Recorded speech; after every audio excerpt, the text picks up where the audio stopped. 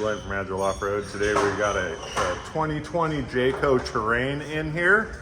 What we want to show you, Jayco uses these Hellwig Sway Bars, aftermarket sway bar, and we're seeing more and more of them come in with failures due to the fact that this clevis is too short and it binds on the sway bar, therefore bending this all thread back and forth and eventually snapping off. What we've came up with is a replacement link that has a longer distance here and an overall longer distance to account for the lift. Haven't had any failures with the new links, so today we're going to pop these off and we'll compare them side by side and show you the finished product.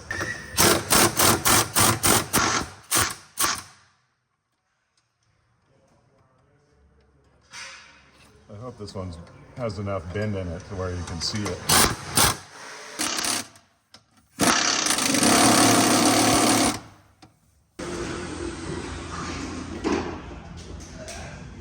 The main problem is the fact that the sway bar just bottoms out in here. Okay, we got the links off the Jayco. Here they are side by side. As you can see, the difference in the length of the clevis, which is key, and just the overall length due to the fact that the car's lifted.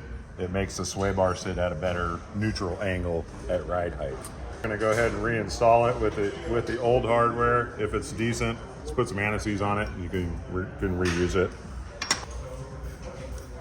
Put it on here.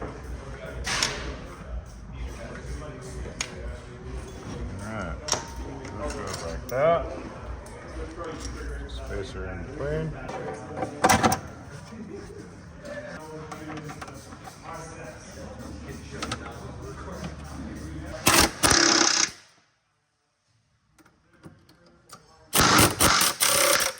We got the new links installed, all tightened and torqued.